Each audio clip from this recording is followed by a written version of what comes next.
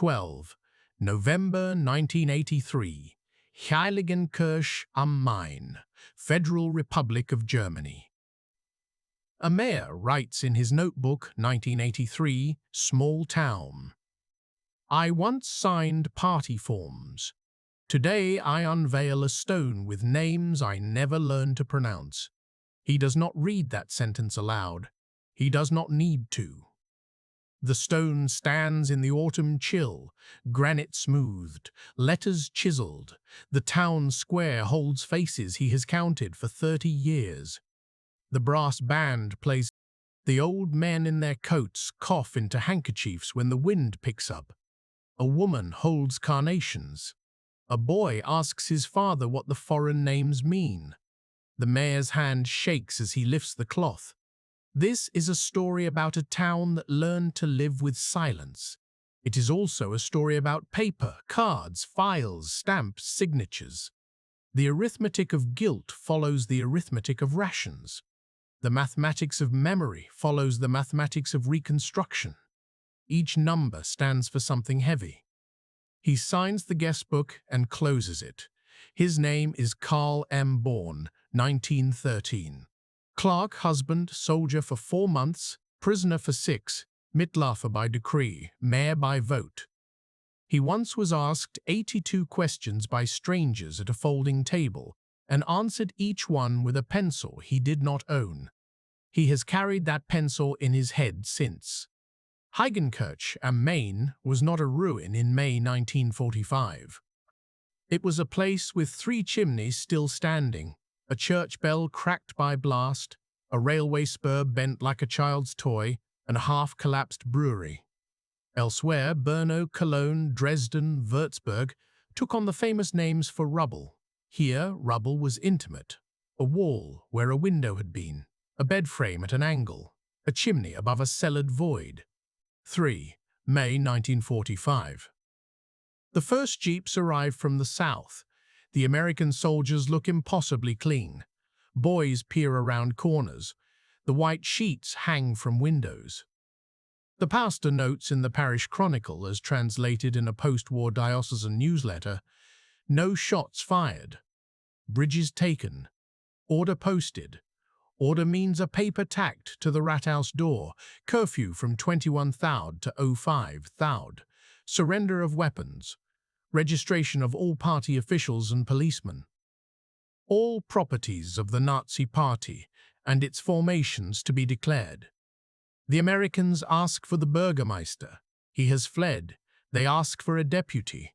A deputy is found, a butcher with some schooling. Then they ask for a clerk who can make lists. Karl is a clerk. He knows the files, the ledger of births and deaths, the map of the sewer lines. He can write clear German script. He can do neat arithmetic. He is told to produce names. The first lists he makes are simple: houses by address, inhabitants by age and sex, head of household. He writes with an American pencil at an American folding table, while an American corporal drinks coffee from a tin. He is 31 years old and has a wife with a cough and a son who dreams of airplanes. The first night is quiet. The second night is less so. A woman in a nearby village is raped by a man in a uniform who does not speak German. This is not in the town chronicle. It is in an occupation incident report, US. Third Army, Civil Affairs section, the kind that later goes into a cardboard box and then into an archive. The arithmetic of occupation is that some things are written and still not acknowledged. The order comes to collect party badges. The party offices are broken open. The war maps of Germany with pins in them are pulled down. There is a portrait of the Führer behind a sheet of glass. The glass is broken to get at the frame. A boy takes the frame to burn the wood. The portrait lies in the street until it gets wet and the paper buckles. A soldier asks Karl if he is a Nazi. He says, like most will say, I was a follower. He says, I signed forms. He says, we did as we were told. The soldier writes something on a clipboard. The soldier writes something on a clipboard. The soldier takes a cigarette out of a pack and offers it. Karl shakes his head. Later, he will learn he should have taken it. In 1945, a cigarette is 5 potatoes. The first mathematics after capitulation is caloric. Food is a number in your head, then in your stomach. In 1945, the average ration in the American zone drops to 1,200 calories per day. Hard bread, watery soup, occasional fat. The arithmetic of hunger is simple and cruel. In the OM-GUS Weekly Intelligence Report number 11, 19 July 1945, the line reads, "Morale is low, and food constitutes the major concern of the population. People faint in queues. Women trade wedding rings for butter. Men strip bark for pig feed." The word for the winter of 1946-47 is hunger winter, and it does not need to be translated. The rubble is more than bricks. It is routines turned to shards. Women, too young for mourning and too old for marching, become Trümmerfrauen. Not only in Berlin. In Heiligenkirch, they stack bricks in the schoolyard and blow the dust off red cheeks with chapped hands. A photograph from the municipal collection, undated but with winter light, shows 4 women with scarves tied under their chins, one with a cigarette stub leaning on spades. They are not heroes in their own view. They are necessary. The mathematics of rubble is in their arms. Each brick cleaned adds to a pile. Each pile becomes a wall. Each wall means a room that can be slept in without the drafts freezing the water glass on the bedside table. The men are missing. Some are in American camps on the Rhine meadows. Some are walking home. Some are dead in Russia. Some will never be found. The pastor's book records 6 funerals in June for men whose bodies are not present, their identity declared by a letter, then a stamp. The arithmetic of missing is a sum that cannot be written. A woman keeps a pot of soup on the stove for a year against a knock that never comes. A few weeks after the surrender, a new sort of list appears in Karl's office. The Fragebogen. The questionnaire. 131 questions in fine print. Name.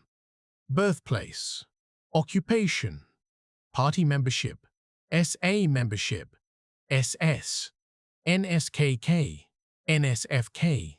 Positions held. Lectures attended. Organizations supported.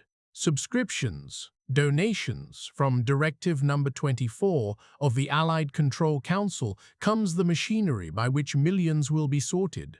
It is denazification by paper. He sits in a room with other men and fills it out. Ink blotches where the... In the Sprüchkammer in the district seat, Neustadt, he will sit again months later, under a portrait of a bearded jurist rescued from the cellar where the Nazis had banished it. The categories are 5 and they will determine marriages, mortgages, careers, Hauptschuldiger, Belastet, Mittelstadt, Mitlaustadt, Entlastet. Major offenders, lesser offenders, followers, exonerated. He marks 1 May 1937 as his date of party membership. He writes, for professional reasons. He writes that he attended no political meetings. He writes that he wore no uniform. He writes Martha, the teacher, and Pastor H, and Herbie, the union man turned POW, as witnesses who can attest to his character. He writes his war service, drafted November 1944, surrendered April 1944, no combat decorations, no promotions.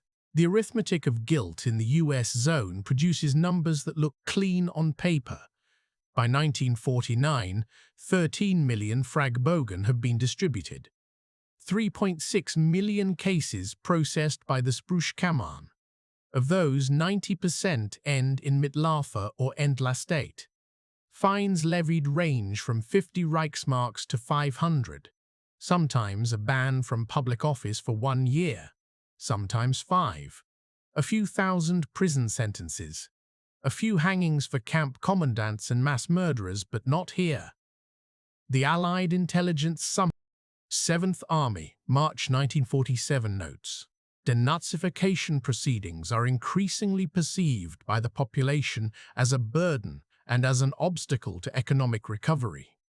The mathematics of stability overtakes the mathematics of justice. Karl's decision is stamped in blue. Mitläufer. He pays a fine. He is barred from his post for 12 months. He works in a sawmill instead. He learns the weight of timber. He learns to keep his head down. He keeps a copy of the ruling in the bottom drawer at home. His wife, Anna, says nothing when she dusts around it. Spruchkammerakte Karl M. Spruchkammer Neustadt, 14 November 1947, will someday be typed as a reference in a dissertation. The hunger winter comes. Coal is short. The freight cars sit on sidings under frost because the coal mining quotas are not met, and the coal that is mined cannot be moved, and the coal that is moved cannot be burned because the chimneys are gone. People sleep in kitchens. They cut down trees in the municipal park and are fined by a clerk who knows them by name and knows why they did it. The ration cards look like salvation and like humiliation. Calories are printed in squares you tear off with a fingernail. A supplementary issue for heavy labourers helps the men who lift, but not their wives who cook. In January 1947, Karl writes to his cousin in the countryside to ask for potatoes. His cousin writes back, "We have little." Life is life. Anna trades her mother's silver spoon for a sack of rye. The black market becomes the market. A Chesterfield buys a ham. A pack of Lucky Strikes buys a bicycle. The American word care becomes a German noun.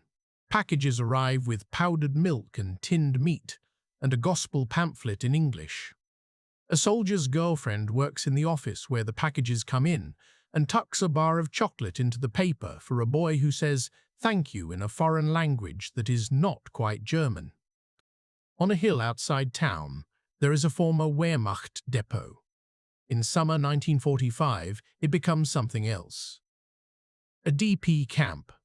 Displaced persons. The camp holds Poles, Ukrainians, Lithuanians, Jews from Koidi and Lublin, 3 Hungarian men who do not speak German and have numbers tattooed on their arms, 2 sisters from Krakow, an old man from Bessarabia. A British officer in a white scarf visits and writes, "Population mixed.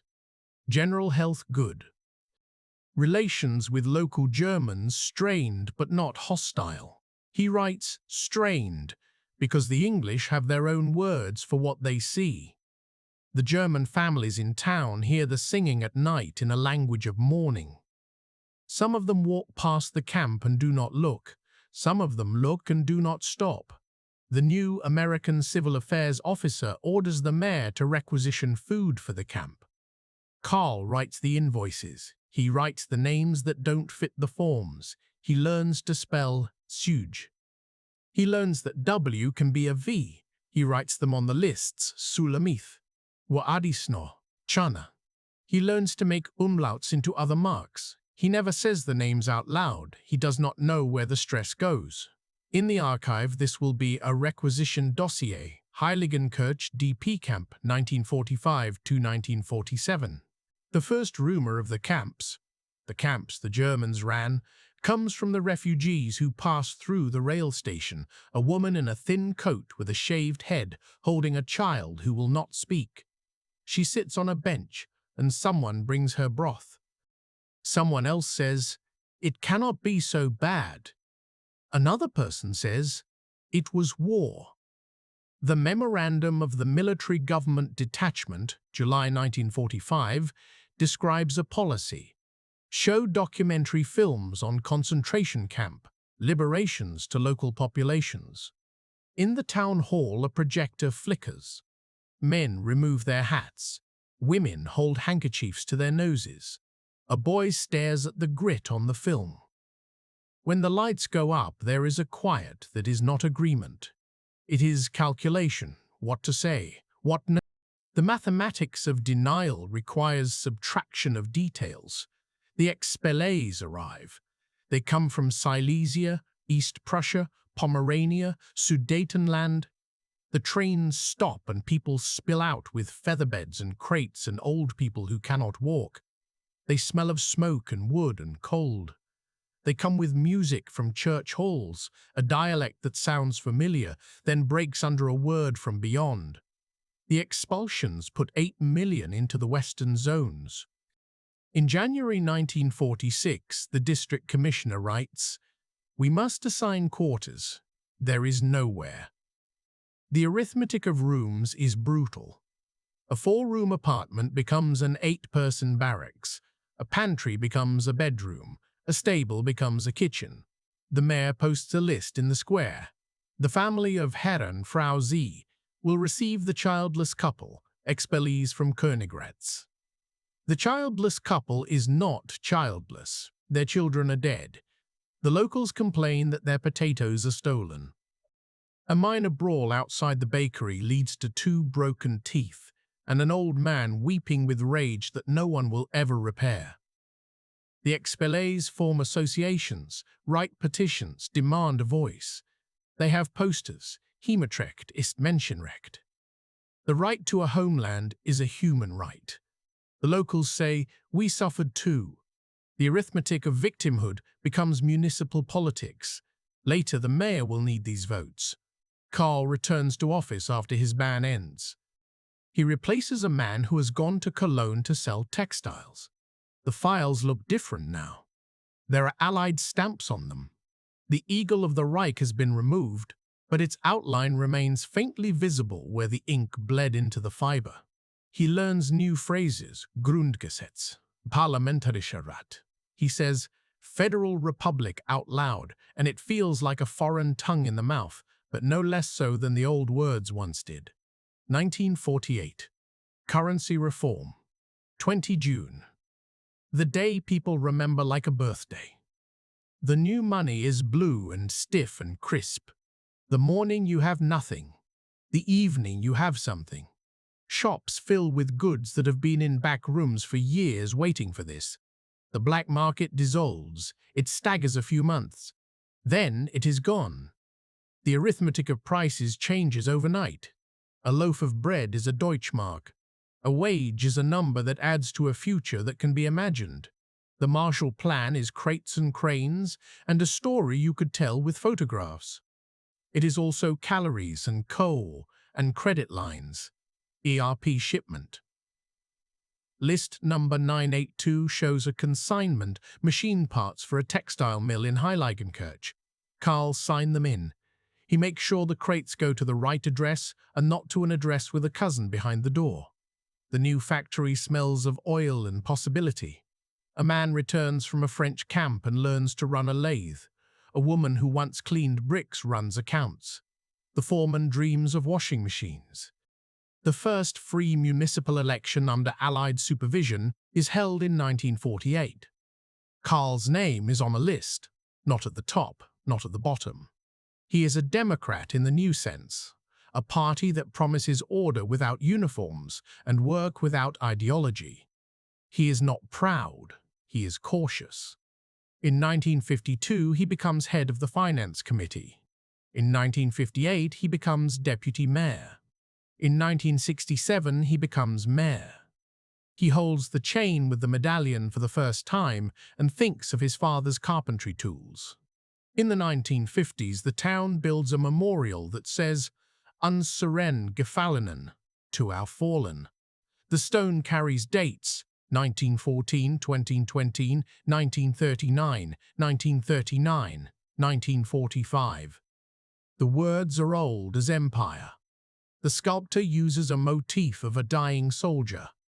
The faces at the dedication are similar to those today, older, thicker, tidier. The pastor speaks of sacrifice. The district representative speaks of the homeland, lost beyond the Oder. No one speaks the names from the DP lists.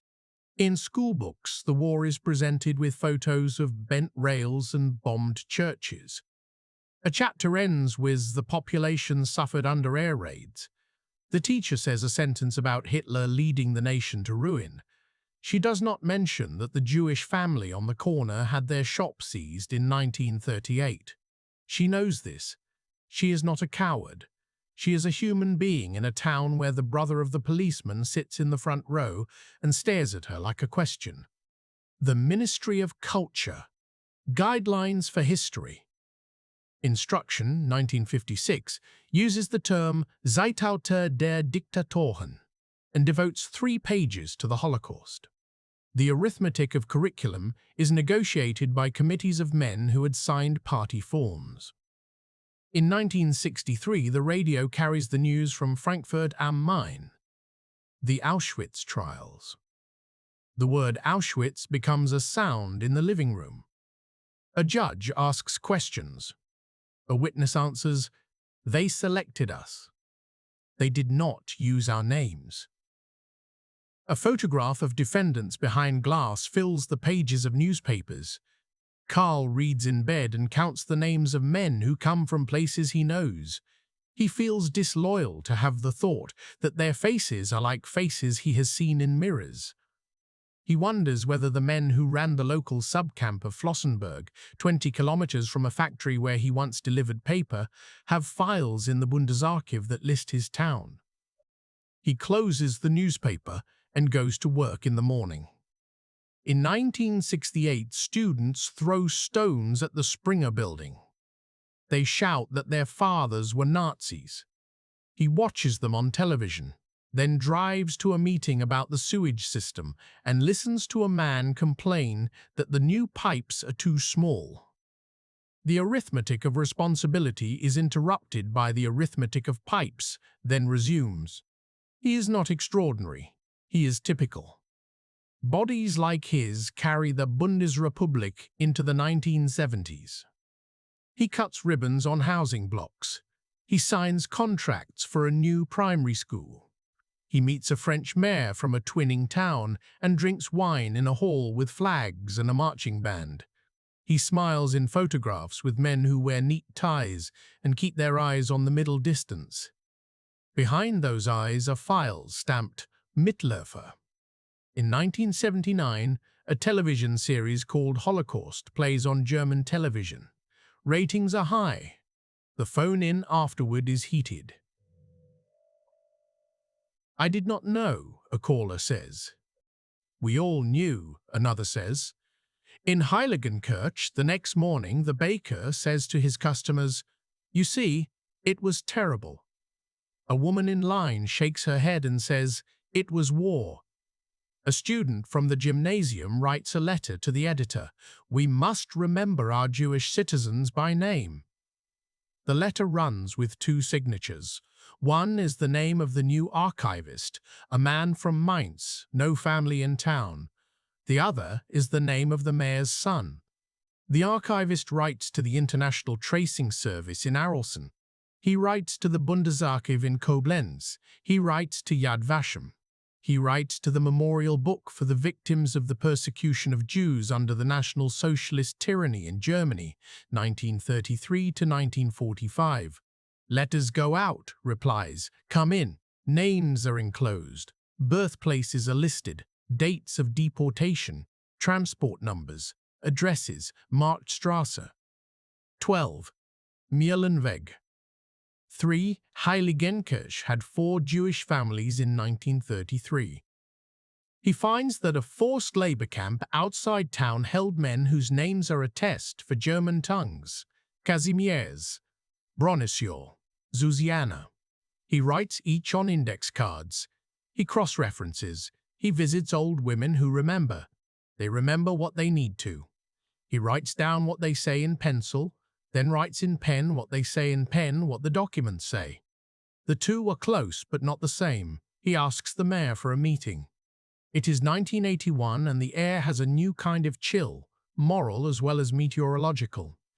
He brings the cards. He brings copies of the transport list, Würzburg to Izbica, 25 April 1942.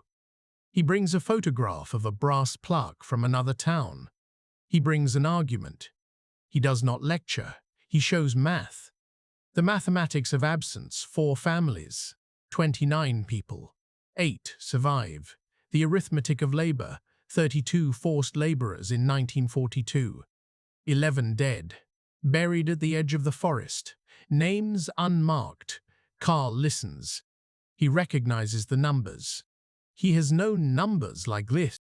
He feels the ordinary sensation of paper against his fingers. He hears the new word Vergangenheitsbeultigung in the archivist's voice and makes himself say it out loud in his head. He nods. He says the word memorial and it lands in the room like a stone. He agrees to form a committee, Arbeitskreis Geschichte. He does not think this will be popular. He does not think it will be easy. But he is 70 now, and the arithmetic of time is no longer abstract. The committee meets in a classroom. The blackboard is still dusty from school. They decide to place a stone. They decide on a date. They argue about the text. They consider the map. They visit the edge of the forest where the grass is always a shade different even in summer. The man who runs the lumberyard says he had no idea. He picks at his fingernails and looks away from the holes in the ground that show as depressions. A woman who remembers a boy with dark hair and a quiet voice says she had no idea. She cries. She did have an idea. She was 20 in 1942, and now she is 60. The arithmetic is not a secret. The Bundesarchiv sends copies of 2 deportation orders, Lower Main District. The files are clean, typed, bureaucratic, with a chilling normalcy. The Spruchkammer file for a police inspector is found. It contains the line, participated in the supervision of Jewish deportations on April 25, 1942, denies knowledge of ultimate destination. The inspector was declared Minderbelastet and resumed a career in the fire brigade. He retired in 1961 with a pension. His granddaughter teaches in the primary school. The mathematics of guilt is a family tree. Carl is asked to give a speech. He knows what is expected. The mayor is the voice of the town. He is also the voice of his own doubt. He writes 2 speeches. One is for the square, one is for his notebook.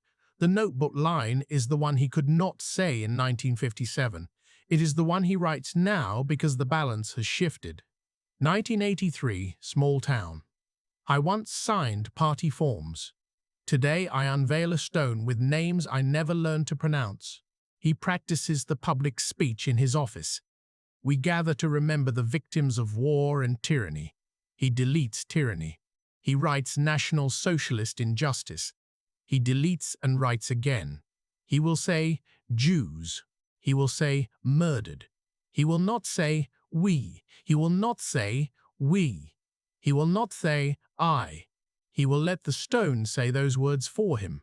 On the day, the Expellee Association arrives with a wreath. Their banner has the map of their lost province. They stand with their own grief, which is not small. An old man says under his breath that our dead have no stones. Another old man says, not appropriate. A younger man shushes him. The pastor wears a stole with a Star of David embroidered at the bottom, a gift from a rabbi in 1978, part of a reconciliation that moves through towns in small, careful steps. A man in a suit comes from the regional government. He gives a safe speech. He has a car with a driver. He leaves early. The stone remains.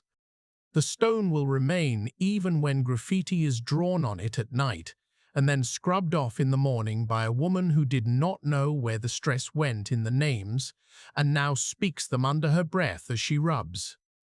Carl goes home and takes his Spruchkammer decision from the bottom drawer. He reads it. He sees the handwriting that is his own and that is not. He reads his own words, joined for professional reasons.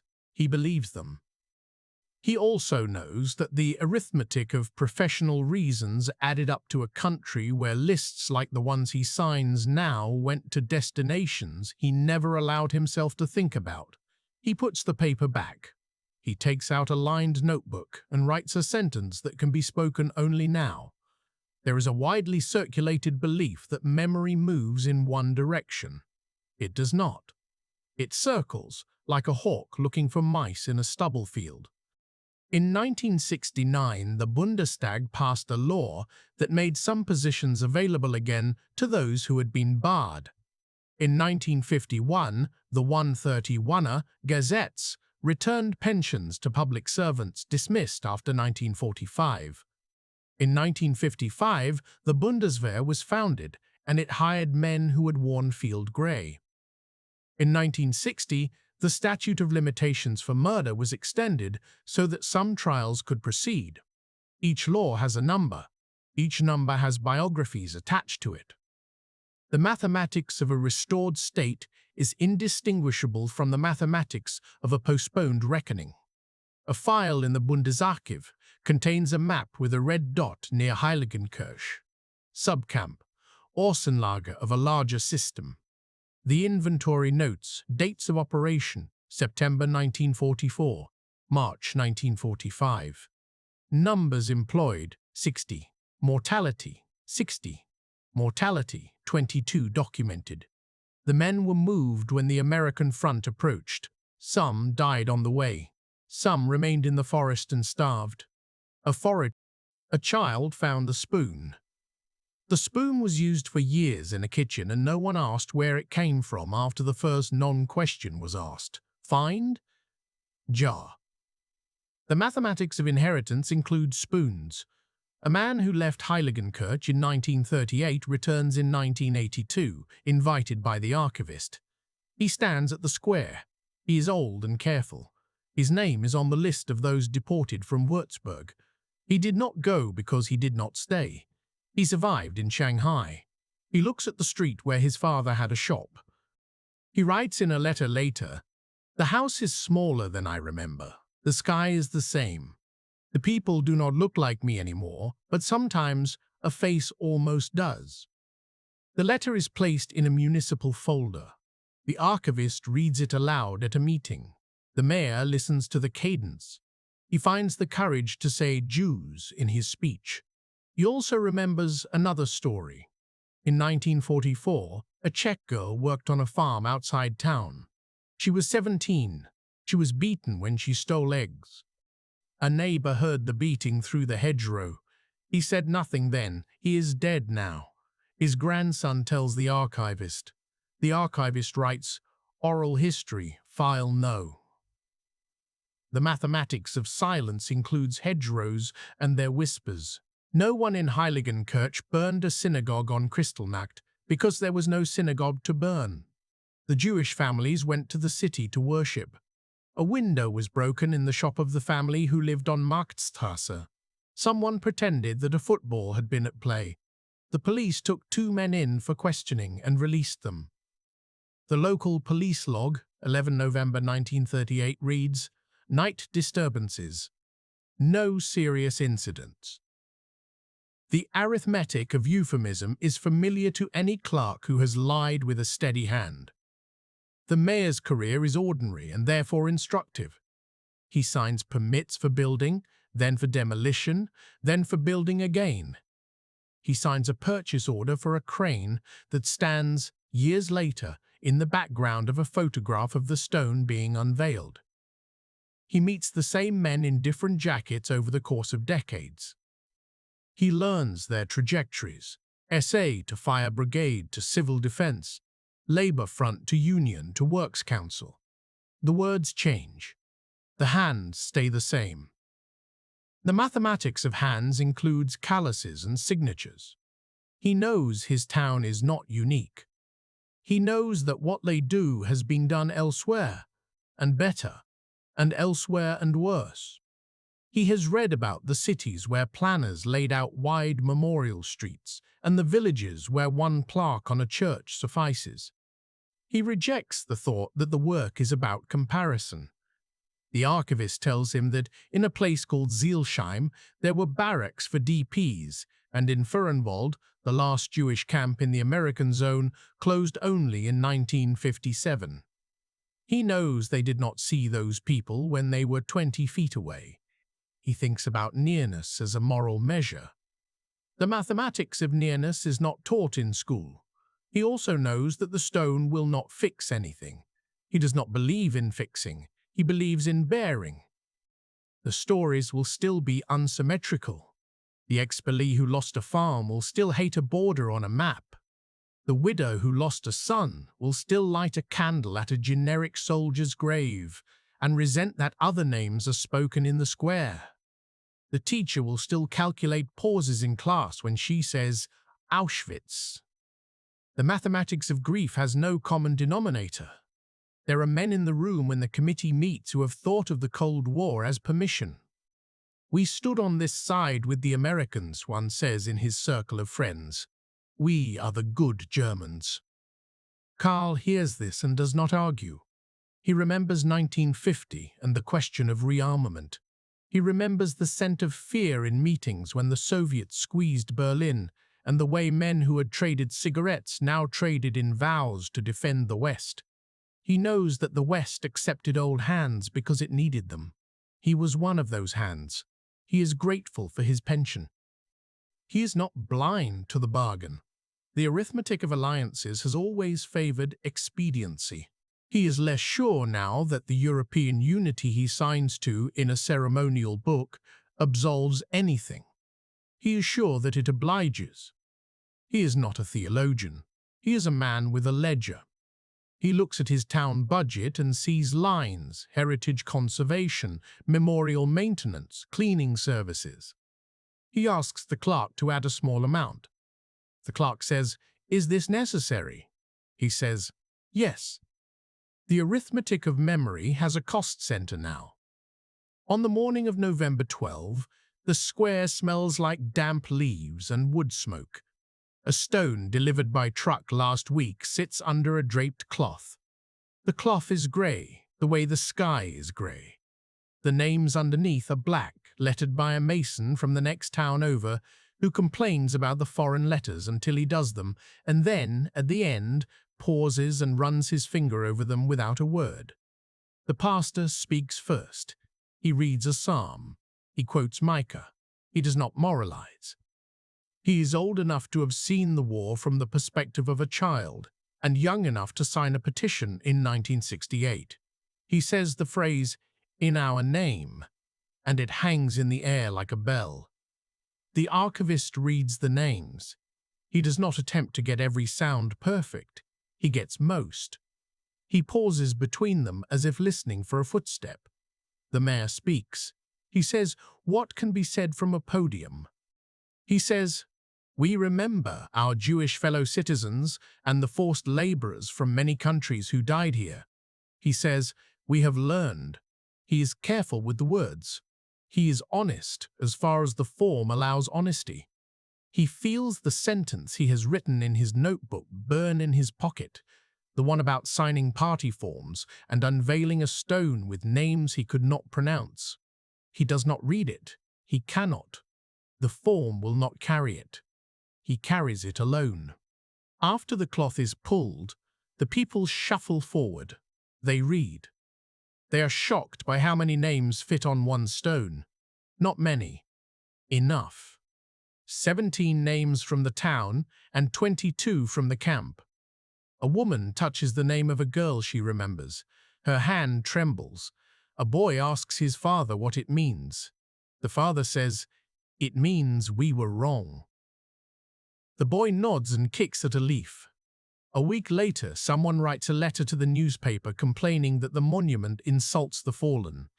A week after that, someone else writes that it does not go far enough. The stone receives a frosting of early snow. It looks like every other stone in a German winter, and like no other.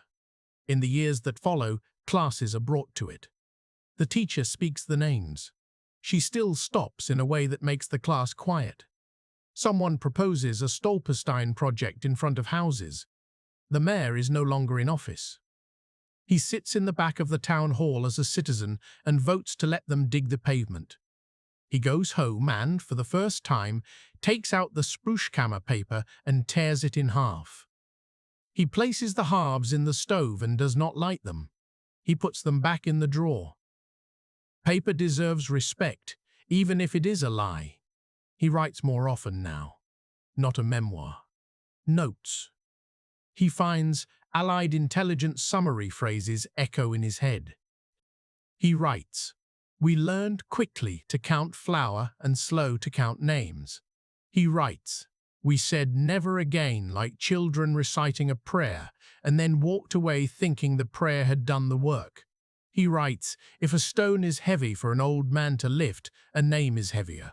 He writes, "Sometimes I think the best we did was learn to stop speaking of ourselves only as victims." He writes, "The worst we did was to stop speaking at all." A local historian publishes a brochure, 34 pages long, with the photograph of the stone on the cover. The brochure cites Bundesarchiv R9361, the bureaucratic series that holds personnel files for Nazis. It footnotes an OMG-US report on denazification, 1949, that concludes, dryly, "The primary goals of denazification have been modified to the realities of reconstruction."